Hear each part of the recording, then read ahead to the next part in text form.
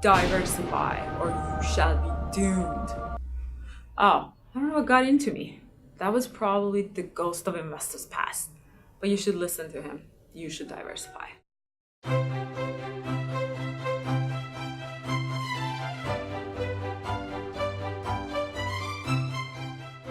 The reason you need to diversify is for you to have a healthy portfolio. It's very simple. If you want to have a healthy body, you can't just run. You need a combination of different things in your life in order to have a healthy lifestyle and healthy body. You need to run, maybe you need to do some stretches, you need to have muscles, so do some weightlifting, and you need to eat healthy. It's the combination of diverse set of things that creates a healthy lifestyle and healthy body. Same goes for investing.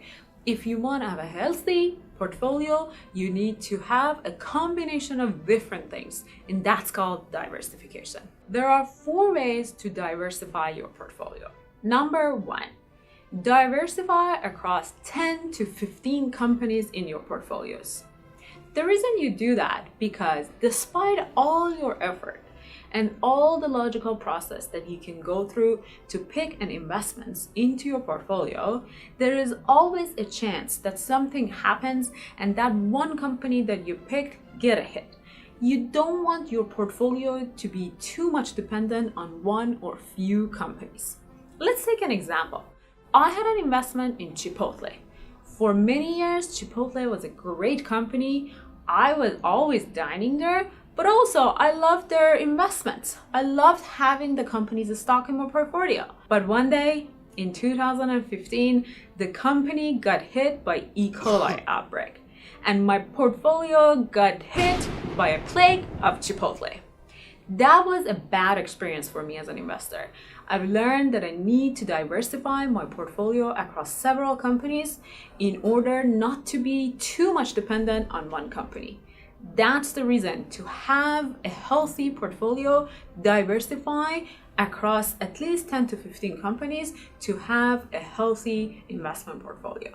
The second way you diversify your portfolio is to diversify between cash and investments. Even if you're a kind of investor that only invests in index funds or ETFs and you're not picking individual investments, you're still prone to ups and downs of the market. As a matter of fact, if you look at the history of the stock market in the past 100 years, every 11 months, the stock market goes down at least 11%.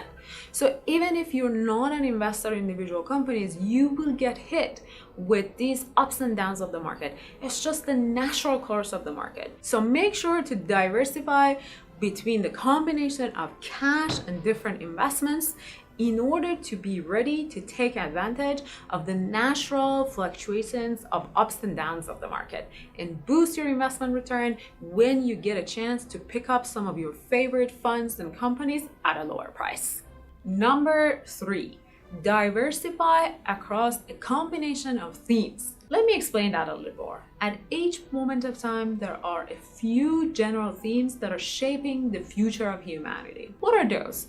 For example, these days, we're moving from cash transactions to digital and mobile transactions. Another one is the artificial intelligence is taking over a lot of aspects of our life. Another example is China. China as a country is growing very rapidly, and several publicly traded companies are getting born and becoming an option to invest in. So as a long-term investor, you would want to be invested in those themes that are shaping the future, because that's where the majority of return is coming. So make sure to diversify and pick up a few funds or few companies across those themes. Number 4, diversify across different risk levels. Let me explain that a little bit. Most of the financial institutions and financial surveys that you take try to box you into either being a risk taker or extremely conservative. But in reality, we're all complex people. We have a combination of appetite to take risk and certainty. For example, we have examples of a lot of people that are very conservative with their investments, but they also put money into things like cryptocurrencies or Bitcoin. They're very conservative and they never invest in the stock market, but they also, if they see a good opportunity, they may invest in a startup. Or if they have a friend that's starting a company, they put some money to back their friend. So these are all different risk levels, and all of us have appetites for some risk. So you would want to look at the amount of risk you like to take and diversify your portfolio across all different pieces. Although you like to be safe with the majority of your money, you don't want to miss an opportunity to invest in riskier investments in order to boost your return. That's it. 4 ways to diversify your portfolio in order to create a healthy investments. One thing you've probably noticed is that as we talked about the 4 ways of diversifying, we avoided diversifying randomly and picking up different companies from different regions and different sectors just in the name of diversification. You need to have a strategy and process to diversify. For diversification, pick up one of those 4 ways or a combination of those in order to systematically diversify your portfolio and achieve a healthy long-term investments. We'll see you next week.